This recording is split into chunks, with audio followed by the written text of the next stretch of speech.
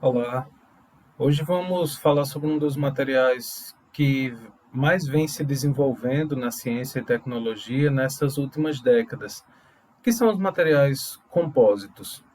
E eu já começo com uma pergunta: você sabe o que é um material compósito? Para que ele existe? Ou ainda por que precisamos de um material compósito no nosso convívio, no nosso uso diário? Bom, não parece ser tão óbvio, mas os materiais compósitos, eles se fazem presente à nossa volta e tudo que você imaginar que tem alguma tecnologia, que tem alta tecnologia envolvida, tem um material compósito nesse meio. Então, vamos lá definir esse tipo de material e entender melhor o seu uso, de onde ele vem, como se chegar a um compósito. Na verdade, a gente vai fazer uma leitura mais geral de como chegar em um material compósito, mas vai falar também sobre os modos de processamento de polímeros e também da síntese de polímeros, que é onde engenheiro químico entra mais, é onde o profissional da engenharia química realmente atua de forma direta. A indústria atual trabalha muito assim na produção desse tipo de material e você vai ver que até em aplicações que nós mesmos, da engenharia química, não achamos que pode ter alguma relação, acaba que tem, e muito. Então, vamos dar sequência. Em uma definição assim bem geral da engenharia, os compósitos são materiais que apresentam algumas características distintas dos materiais comuns encontrados ou fabricados, utilizando apenas um tipo de material. Por exemplo, os materiais para aplicações, no geral, assim, eles se classificam como polímeros, cerâmicas e metais. Essa classificação generalista engloba praticamente todos os materiais que a indústria utiliza na manufatura dos seus itens principais, de produção, de venda, assim, é o que chega para a gente. Por exemplo, fábricas de tubulação de PVC, né, um tipo, tubos galvanizados para água quente, equipamentos para processo de fermentação, válvulas para equipamentos industriais, peças em cerâmica para sistemas de freio de automóvel, por exemplo, e demais componentes. A lista é enorme, teríamos um dia inteiro só citando os diversos materiais existentes. Então, isso fica para você mesmo buscar entender. Pesquise os materiais utilizados assim na sua área de interesse, na atuação profissional, e também de aplicações comerciais, que mesmo que não seja a sua área, mas que é algo que faz parte do dia a dia. Descubra esse mundo enorme que tem no processamento de materiais compósitos. Para ficar mais claro aqui, temos que o material compósito representa uma mistura física de dois ou até mais materiais. Esses são combinados com o objetivo simples de formar um novo material de engenharia. E, além disso, esse novo material deve possuir propriedades e características que os materiais comuns sozinhos não teriam. E para isso a ciência se tornou algo de grande valor no desenvolvimento desses produtos. A gente pode até dizer que atualmente a indústria pode solicitar qualquer característica em um material que a ciência será capaz de fornecer os dados para a criação e implementação. Podemos dizer até assim, de uma forma bem geral, que para os compósitos não possuem um limite de propriedades a desenvolver, a ser analisado. Outra característica é que os compósitos são montados, de certa forma, assim, construídos para preservar as propriedades boas de cada um dos seus constituintes. Assim, é como se a gente dissesse, é um mais um maior que dois, já que as propriedades do compósito tendem a ser melhores que a soma de cada uma das propriedades combinadas de um componente. Isso é bem interessante. Isso ocorre porque a interface de um compósito, de uma maneira geral, a gente pode até dizer assim, entre aspas, que é um novo material. Existe a matriz, a fase dispersa e tem a interface, que é uma nova fase. Aqui tem três exemplos de materiais que são considerados compósitos: polímero reforçado com fibra de vidro, madeira e concreto. O destaque fica para a madeira, que é um material compósito, mas é um compósito de ocorrência natural. E porque ele é um compósito, a própria estrutura da madeira, celulose, lignina, hemicelulose e outros extrativos componentes comuns que são interligados ali promovem fases diferentes e faz com que a madeira tenha essa característica de ser um componente misto. Então, é um compósito de ocorrência natural. Nos compósitos já sintéticos, assim, né, os de matrizes poliméricas, que são aqueles onde o polímero é o componente principal, temos vários materiais conhecidos do nosso dia a dia, como aqueles plásticos de interior de veículo, interior de aeronaves, alguns objetos que a gente popularmente fala, isso aqui é construído de fibra de carbono, é de fibra, é isso, aquilo, outro. Na verdade, são compósitos de materiais poliméricos reforçados com fibra de carbono. A resina epóxi é amplamente utilizada nesses materiais. Polímeros reforçados com fibra de vidro também são exemplos bem comuns. Pás de aerogeradores, assim, eu acredito ser um exemplo bastante típico quando falamos de polímero reforçado com fibra, né, que gerou um compósito, que tem a imagem de um aerogerador como um todo, mas dando destaque para as pás. Esse material geralmente é obtido por um processo chamado de laminação e utiliza resina epóxi ou poliéster com fibra de carbono ou ainda fibra de vidro, depende muito. São várias questões da disponibilidade no local, do preço, do interesse, da característica que você quer dar para esse aerogerador. Cada material, obviamente, tem suas peculiaridades, digamos assim. E aqui eu apresento algumas características, por exemplo, a matriz polimérica, nesse caso aqui, quando tem o material elastomérico, que são os materiais com característica mais de borracha mesmo, né, mais borrachosa, daquela questão da deformação, e ele promove as seguintes características ao compósito. O material de borracha absorve as deformações, dá uma maior resistência à compressão e, além disso, é o que suporta assim, os esforços aplicados, sejam fibras ou partículas. E, por outro lado, as fibras promovem um aumento na tenacidade do material, ele fica mais tenaz. A gente já analisou essa propriedade de tenacidade, até existem outras disciplinas que não processos químicos que falam sobre essas propriedades e isso fica mais reservado para ver lá. Um outro ponto aqui são as matrizes termoplásticas. Antes de tudo, assim, eu deixo claro que os materiais termoplásticos são aqueles que se fundem quando elevados a uma dada temperatura e eles podem ser moldados novamente. Isso ajuda muito na questão da processabilidade do material e também nas possibilidades de reutilização e reciclagem deles. Levando em consideração como ele funde, é muito mais simples você trabalhar com ele fundido, é assim que o material geralmente é processado, e você consegue dar um novo uso. E também para reciclagem isso é fundamental. Aqui outro detalhe, dentre os compósitos nessa indústria de transformação, como já falei, né, sempre junta resina com fibra. E como já comentamos também, a fibra de vidro e a fibra de carbono são as mais utilizadas, né? Acabam sendo os materiais mais vistos. Trouxe só um detalhe que você pode ver aí na sua tela, de uma produção simples com material de fibra. Fibra de vidro usando com alguma resina, provavelmente resina epóxi. Mas o procedimento é o mesmo.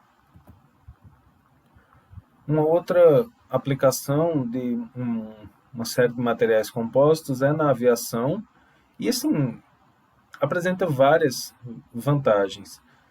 Estabilidade mecânica, estabilidade térmica, aumento de rigidez nos materiais, se esse for o interesse, claro. Então, são várias possibilidades, várias características que conseguem ser modificadas quando a gente tem o uso de um material compósito.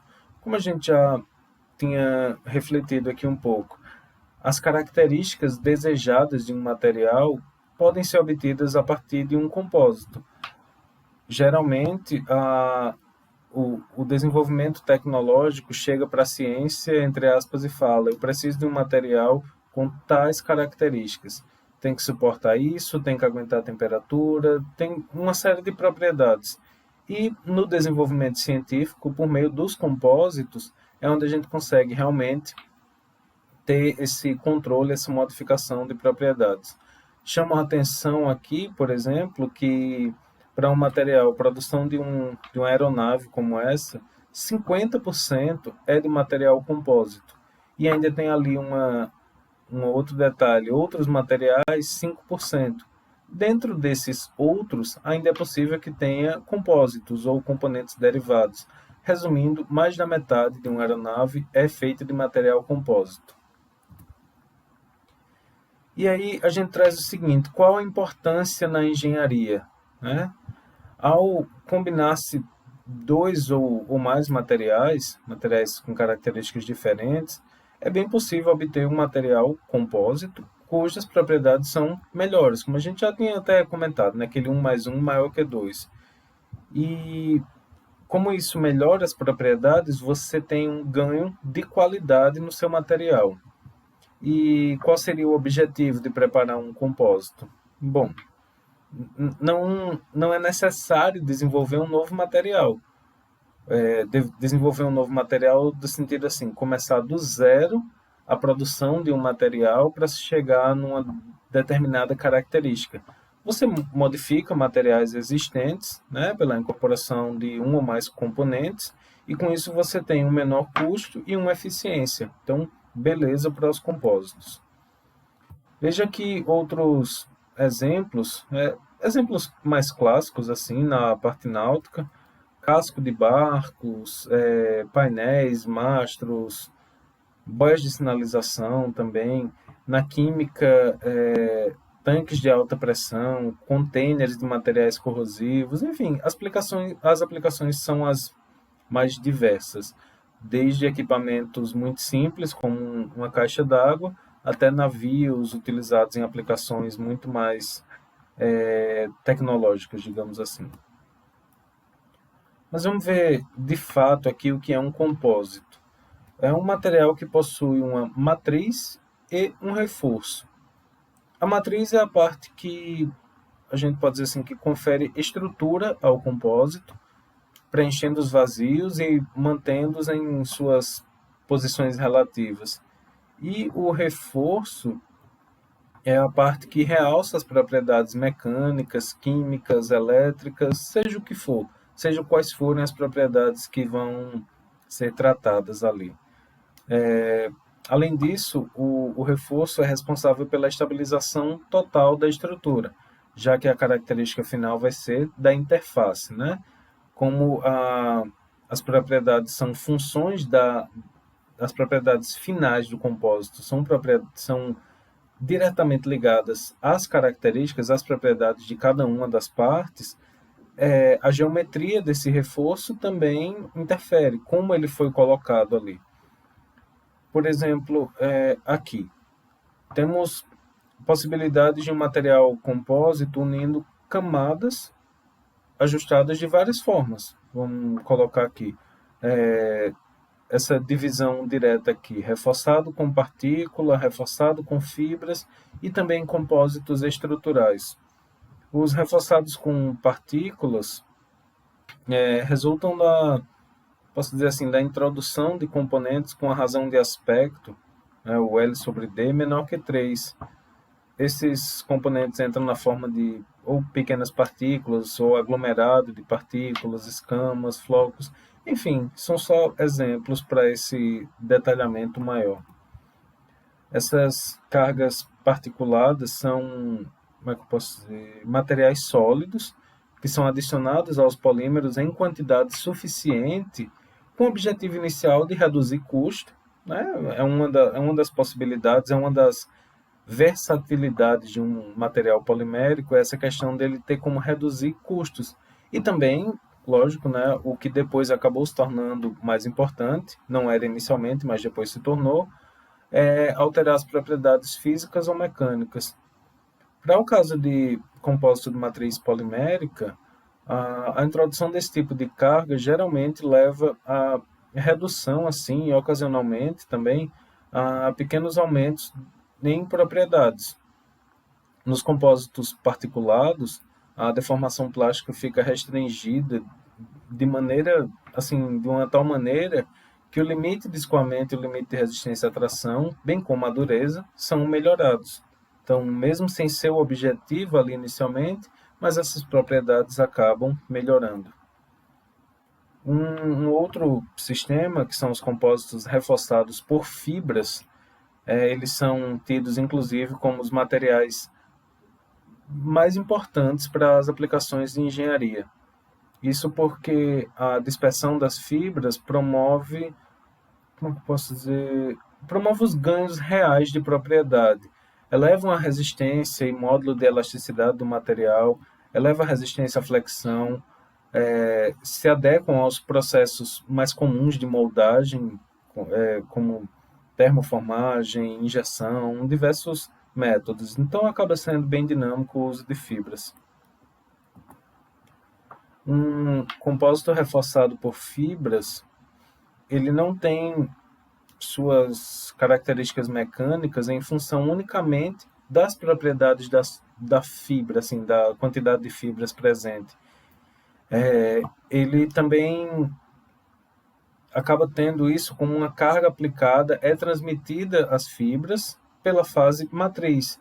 Então, sob a aplicação de uma tensão, a ligação fibra-matriz acaba tendo um efeito muito interessante nesse sentido. Você tem uma carga aplicada, imagine uma carga axial, como está mostrando aqui na imagem, um esforço axial aplicado e ele começa a puxar a fibra. A própria fibra vai transmitir, existe uma transferência de carga fibra-matriz, matriz-fibra, seja como for, e essa dissipação de energia faz com que esse material acabe absorvendo mais energia.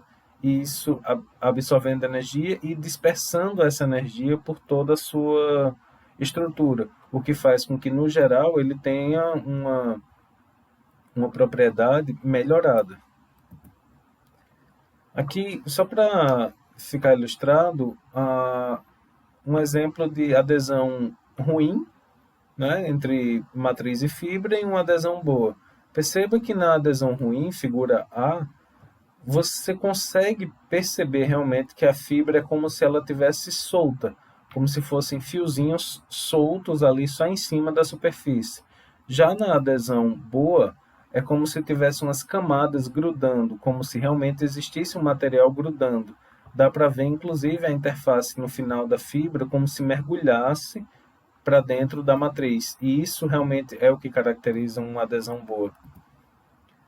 Aqui nesse outro caso tem duas situações bem claras. Na primeira, tem ali três exemplos, três pontos de fibra que não se romperam e sim se soltaram da matriz, o que significa que ela não cumpriu a função de transferir a carga. Dá para perceber, principalmente na fibra do meio, que ela se soltou. É como se ela tivesse deslizado da matriz e se soltado. Já na segunda imagem, é bem possível, é simples de ver, a fibra que está bem ao centro, que ela foi arrancada da matriz por conta do rompimento. Mas ela foi arrancada por rompimento da fibra, ou seja, ela absorveu a energia, transferiu para a matriz e só depois se rompeu. Ela realmente fez sua função ali, ela se rompeu por ter chegado ao seu limite, mas ela conseguiu manter a matriz mais estabilizada. Fez a função de melhorar a qualidade do material, a gente pode dizer assim também, já que essa é a função do compósito. Vou mostrar para você agora aqui alguns métodos, só questão de ilustração mesmo, métodos utilizados na indústria que envolvem a fabricação de diversos componentes de transformação química na indústria de compósitos. O primeiro é o processo de pultrusão. que é uma técnica usada para a fabricação de componentes que possui assim, um comprimento contínuo e uma forma de seção constante. Dá para ver algumas barras, tubulações formadas por esse tipo de processo. Já esse outro, o pré-preg, quando um compósito usa fibra contínua impregnada com resina que é parcialmente curada. Então, a fibra acaba entrando em um meio já e faz a mistura para formar um material impregnado ali. Seria interessante, caso vocês interessem realmente essa área de processamento, buscar um pouco mais como funciona esse processamento. Aqui tem outro que é o enrolamento filamentar, que também é um procedimento mais técnico, mas que envolve algumas questões mecânicas e posso dizer, de planejamento para que o reforço passe na quantidade certa de resina e consiga girar em torno de um molde, formando o produto de uma forma aceitável comercialmente. Já um outro tipo mais simples aqui, que é o de compressão, que pode ser feito tanto a frio como a quente, é um método muito utilizado, bastante utilizado mesmo nas indústrias, porque ele apresenta um acabamento superficial muito bom. Geralmente é tido como acabamento ótimo, e peças com acabamentos lisos, superfícies curvas, elas possuem mais valor de mercado, porque dá uma ideia de que foi bem produzido de fato, além da característica, propriedade mecânica, física ou estabilidade química que pode ter. Tem aqui umas imagens de microscopia, fibras de vidro, que elas geralmente são utilizadas assim na forma de tecido, manta, ou dispersas também de outras formas aleatórias. Isso vai depender muito do tipo de aplicação que vai ser colocado. Como já falamos aqui, a fibra de vidro com polímeros conquistou o mercado por conta das possibilidades de acabamento e principalmente das qualidades, resistência mecânica e química muito boas. Então, essas qualidades realmente deixam o mercado interessado. Vamos passar aqui, isso era só informativo, para agora os métodos de processamento. A gente estava falando de compósitos, agora vai ver o processamento, que é tanto de polímero como de compósito, e depois vai ver uma parte mais de síntese dos polímeros. Então a gente está no caminho inverso, que primeiro você sintetiza, depois processa e depois processa o polímero, depois você processa o compósito. Mas vamos manter isso aqui. A gente viu, né, os produtos, vantagens e desvantagens. Mas assim, o profissional da engenharia química acaba entrando realmente a partir daqui, nessa etapa. Tem uma série de cálculos de fluidez do material, um monte de conhecimento de reologia, de mecânica dos fluidos, de transporte de fluidos, que precisa ser entendido para saber como funciona realmente esse material. Assim como o transporte de sólidos, claro, já que o início de um processo, de um processamento desse, começa com a etapa de sólidos.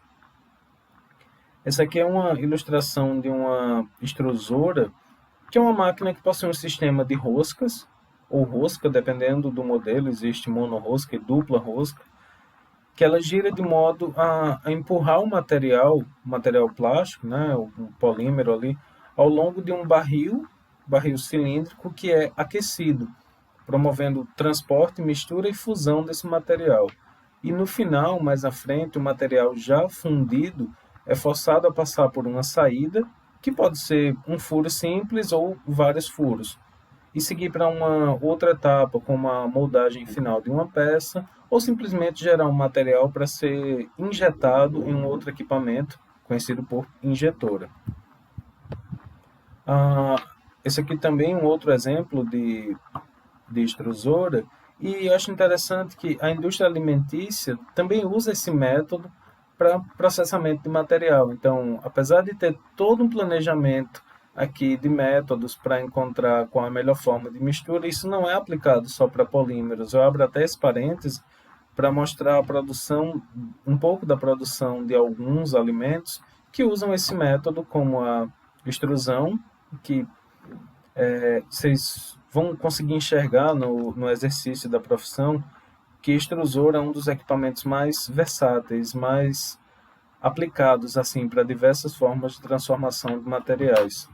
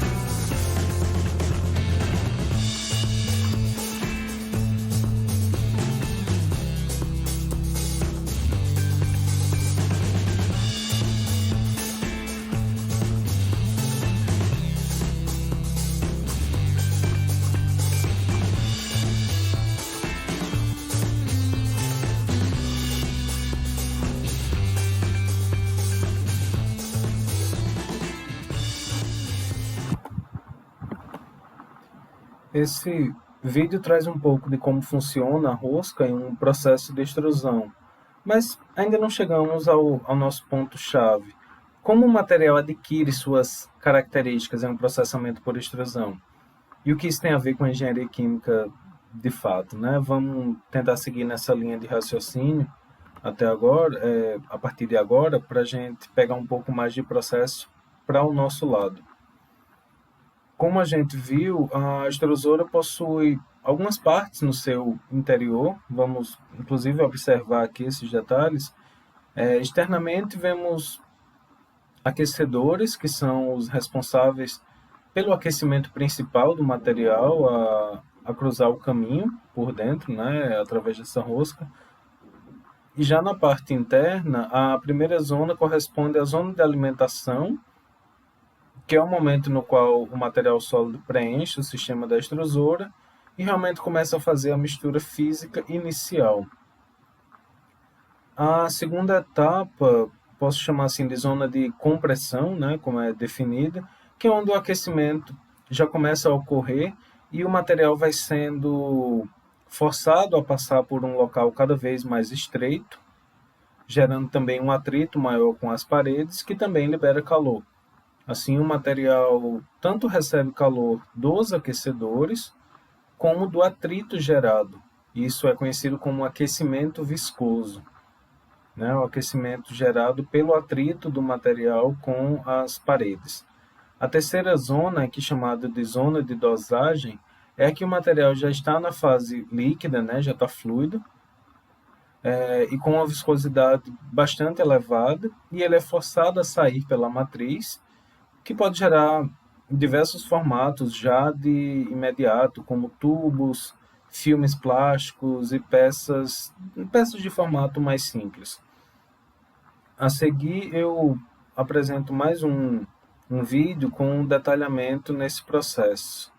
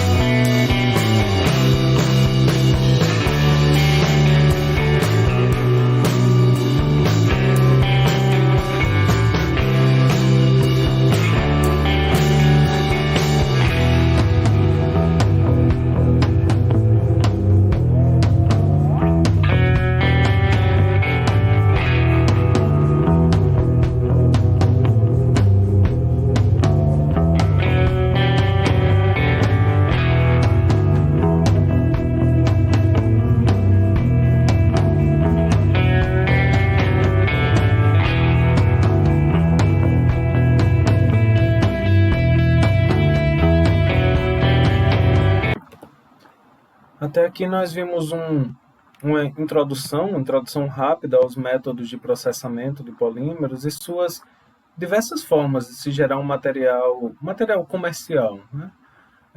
Entretanto, aqui eu chamo a atenção que algumas informações precisam ser entendidas, principalmente por profissionais das transformações químicas, que é a síntese de polímeros. Antes de qualquer detalhamento, é necessário que as pessoas responsáveis pelo processo saibam exatamente qual é o material presente ali naquela mistura e também quais as condições para que um produto final seja obtido. Como nesse momento a gente vai ficar numa etapa mais introdutória do curso, vamos ver aqui os principais métodos de polimerização e como eles geram seus produtos, de uma forma geral.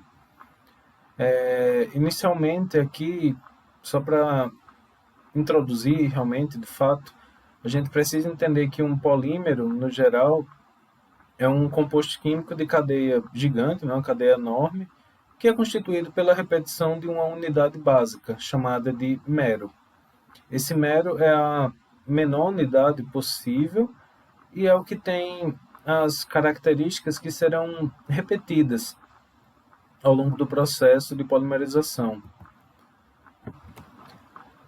A gente pode definir, então, assim, como uma reação ou conjunto de reações, os quais moléculas simples reagem entre si, formando uma macromolécula, vou até usar esse termo, que é o adequado, de alta massa molecular.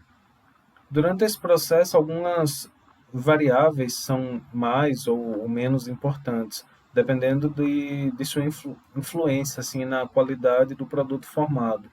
Fatores como temperatura de reação, pressão, tempo de residência lá durante a reação, a presença de inibidores, catalisadores e outros componentes são variáveis, mas são geralmente variáveis secundárias. Em que eu apresento a classificação dos processos de polimerização e tem o seguinte: número de monômeros. Ele pode determinar o tamanho que as cadeias vão apresentar no final do processo. Lembrando que o tamanho da cadeia, suas ramificações ou qualquer outra estrutura assim, pode interferir completamente nas propriedades de um material. Já o tipo de reação química induz como essa vai ocorrer. A cinética de reação, por sua vez, é uma das principais observações a fazer sobre a obtenção do polímero. Geralmente, a gente vê polimerização em etapas, polimerização em cadeia ou polimerização com abertura do anel. Tá? Mas isso fica para um outro momento para a gente ver esses detalhes. E, por último, tem aqui o tipo de arranjo físico. Isso indica apenas se a mistura é homogênea ou heterogênea. E, claro, para esse momento não importa a gente estudar isso, porque o que a gente precisa ver é a parte mais química do processo, como ocorre. Vamos ver aqui, só para ficar claro, os detalhes da polimerização em cadeia, que consiste na formação de uma cadeia polimérica completa a partir da instabilização de uma dupla ligação, né? A dupla ligação de um monômero ali e sua reação sucessiva com outras ligações duplas de outras moléculas desse mesmo monômero e por aí segue. Nesse exemplo aqui, um monômero do PVC, né, do policloreto de vinila, que é o cloreto de vinila, ele possui uma ligação dupla entre carbonos. Tá? A presença de um iniciador, um catalisador, faz com que essa dupla ligação se torne instável, acabe ficando mais fraca e ela se desfaz. E gera dois pontos. Se sair essa dupla ligação do carbono, vai uma ligação para cada carbono, fica livre ali. Então fica com dois pontos reacionais. Se isso ocorrer com vários cloretos de vinila e encontrar um outro pela frente, depois outro, a gente tem a formação de um composto muito maior, né, obtido por adição, 1 a 1, de monômeros de cloreto de vinila. E o composto final é o policloreto de vinila, união de vários cloretos de vinila por polimerização por adição. Essas reações ocorrem, assim, de uma forma bem geral, em 3 etapas que a gente vai falar rapidinho aqui. Iniciação, né? Propagação e término. A iniciação é feita pelo uso de componentes iniciadores, né? Como o próprio nome já sugere, que são iniciadores de reação. E o que são esses componentes? Como eles agem assim? São simplesmente compostos que têm uma decomposição geralmente térmica fácil, né? Que eles agem no sentido de se tornarem reativo nas condições de processo para que suas ligações atuem, quebrando a dupla ligação dos monômeros que encontra, como a gente viu nesse exemplo do PVC. Então, esse iniciador, depois que ele é decomposto pela ação da temperatura, ele consegue chegar perto do monômero, né, que se ele está reativo, ele encontra os componentes e consegue começar a reagir com ele, e torna ele também reativo. Esse novo monômero formado já com o iniciador na sua ponta, se torna apto a juntar-se com outro composto aí aleatório, um composto M, e fazer a reação prosseguir. Veja aqui um exemplo, vou colocar aqui a seguir, de iniciação ocorrendo para a formação do poliestireno. É um exemplo bem sintético, bem clássico, assim, a partir da degradação de um peróxido, de um componente facilmente reativo. Veja que a gente tem aqui esse peróxido, o peróxido de benzoíla, ele pela ação do calor, ele forma dois compostos menores, cada um com um ponto reativo que pode atacar a molécula de um monômero para reagir. Tá? Quando ele se torna reativo dessa forma, a gente tem uma espécie de radicais livres que podem chegar junto da molécula do estireno ali, que vai se transformar em poliestireno, e ataca essa ligação dupla presente nele e inicia o processo de polimerização. Nesse exemplo do estireno, você consegue enxergar aí na tela, ele começou a ser reativo, depois que encontra o primeiro, instabiliza essa dupla ligação, como tem essas setinhas para fora, esquerda e direita.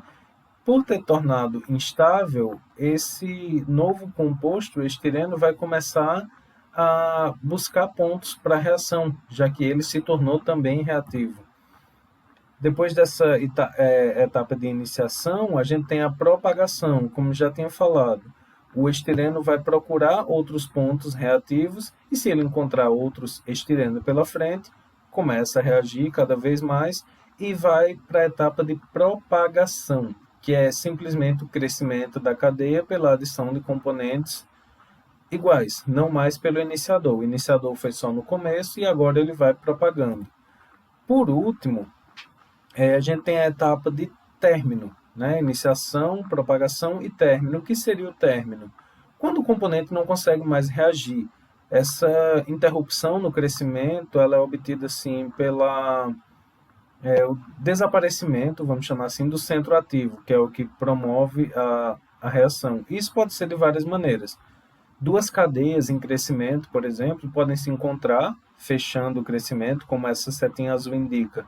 Uma cadeia crescendo da esquerda para a direita, encontra outra cadeia crescendo da direita para a esquerda.